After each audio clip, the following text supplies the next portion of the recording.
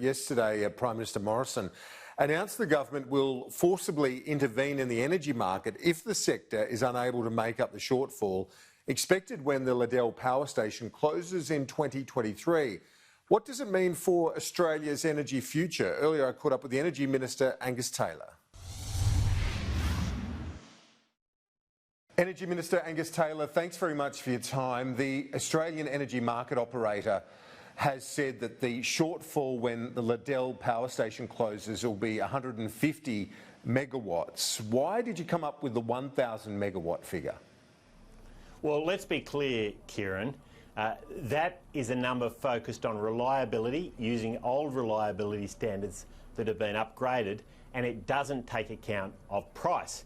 And in fact, the primary concern here is the impact of taking a very significant coal-fired generator out of the system, over 1,000 megawatts of capacity without replacement. It's very clear. Economics 101, you take that much supply out of the market, the price goes up. Now, the Australian Energy Council, the big energy generators lobby group, are saying they don't want to replace it. They don't need to replace it. It's clear what they really want is to hike the prices. If that's what they want, they should come clean with the Australian people. But that's not acceptable for us. We want to see this replaced. There's been many years. It's been clear for a long time that this has been required. We're asking them to step up by April next year. And if they don't step up, we'll step in. The Energy Council that you refer to, that body that represents the big generators, they are saying that it acts as a deterrent. In fact, Sarah McNamara quotes in her statement a comment by the Energy Security Board that threats or intervention act as a deterrent to investment. What do you say to that? Well, they've had years and they haven't committed. I mean, this is the point, Kieran. They've had a long time. We've known for a long while that Liddell was going to be leaving the market. There hasn't been a single commitment to fill that gap. Now, it needs to be filled. And if it doesn't, we know you take supply out of the market, price goes up. We've seen it before. We saw it with Hazelwood in Victoria. Sharp price increases where a similarly large generator was taken out of the market with replacement, without replacement. We need the replacement to prevent that.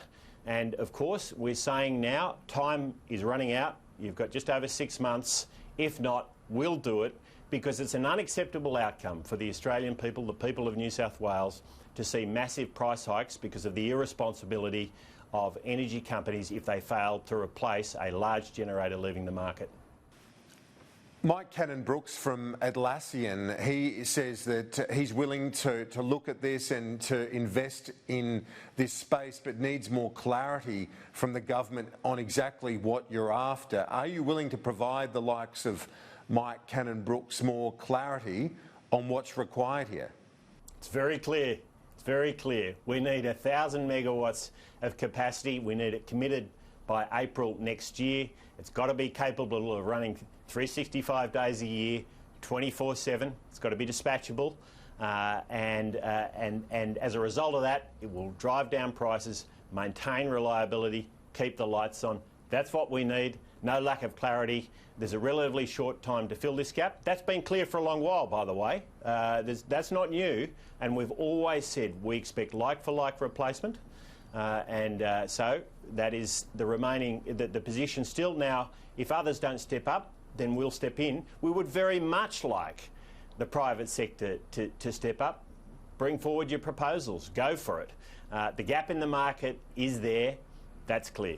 When you talk about, the dispatchable energy, does renewables with sufficient battery capacity, large batteries, does that fill that measure? Because, as I said, Mike Cannon-Brookes, he's been in discussions and spoke to Elon Musk last night about this very issue. Would a large battery with renewables be sufficient? What's got to be delivered here is power that's capable of running 365 days a year, 24/7. What's at stake here, Kieran, which is almost exactly the same size as the Liddell generator leaving the market, is the Tomago smelter. It runs 365 days a year, 24/7, and it needs generation that can be delivered no matter what. If it turns off for 3 hours, it will never be turned on again. So we need reliable supply. If we can get that from the private sector, great, we'll step back. That is what we prefer. That's what we've always preferred. We've been asking for this for a long while. Nothing has been forthcoming, and that's why we've put together a project to do it ourselves if and only if we have to. Is there a risk that if the government were to, through Snowy Hydro, build its own gas-fired plant, that it becomes a white elephant at some point in the not-too-distant future, given the trends on energy and how quickly the renewable forms of energy are becoming more reliable and cheaper? Well, what's missing here, Kieran, is not solar and wind. We're seeing record levels of investment in solar and wind in our grid, about $9 billion in 2019. Clean Energy Regulator is telling us we'll see about the same this year, massive amounts of solar and wind. What we're not seeing is the dispatchable generation. Now, AEMO tells us, the market operator tells us, we need up to 19 gigawatts. That's 19 times this much of new dispatchable capacity coming in to the grid in the coming years. We don't think that these will be stranded assets. They're desperately needed in a grid that has to deliver to keep the lights on and drive prices down. We think it's a good business proposition and a good investment, and that's why Snowy is enthusiastic about it. But as I say, our preference is for the private sector to step in. Now, the truth is that if existing players in the marketplace step in, they will be containing prices. And the fear we've always had is that they'd prefer to hike the prices. Sarah McNamara might as well have said that, frankly, from the AEC. We want to see prices contained, and that's the focus of this whole approach. Given that's the focus, why don't you just intervene? You know, you're threatening to intervene, but you could go the whole hog and just regulate prices, regulate electricity prices. Why don't you do that? Well, because economics tells us, the most basic economics tells us, if you want to get the price down, you need more supply and you need to avoid withdrawal of supply. It's that simple. I mean, we've seen this time and time again in this market. If you're going to get a sensible outcome, you've got to have the supply to meet the demand 365 days a year, 24/7. So it's very clear. Kieran, that's what we're asking for. We've been asking for it for a long while. Now we're saying, well, if you don't, we'll do it ourselves.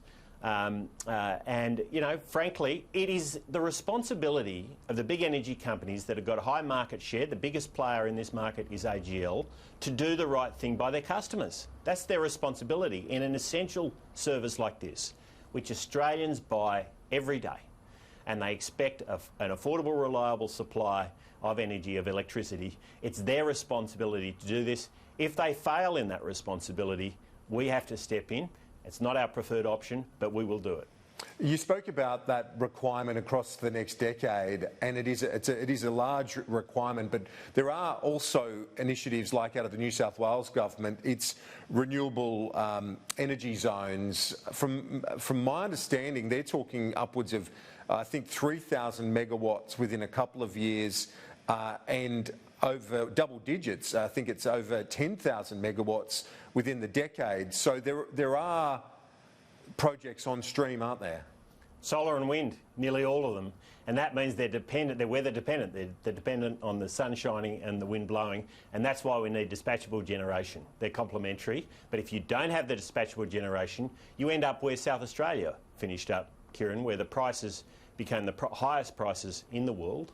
And they weren't able to keep the lights on. In fact, they've had to curtail a large amount of their wind from time to time to keep the grid stable. So we're not going to make that mistake here. You've got to have balance in the system. It's not enough to have solar and wind. You've got to have dispatchable generation, preferably that's flexible, that can be turned off and on quickly, that's available at all times. And that's what you get with a gas generator, and it's why, as I say, we'll step in to make sure we get the right outcome if the responsibility of the energy companies is not fulfilled.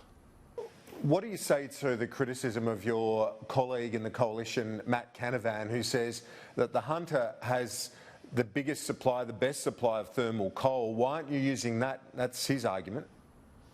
Well, coal will continue to play a massively important role in our system for many years to come. It's not going away overnight. It will continue to play an important role, and the Prime Minister made that point yesterday in the Hunter Valley. But this is stuff that will work.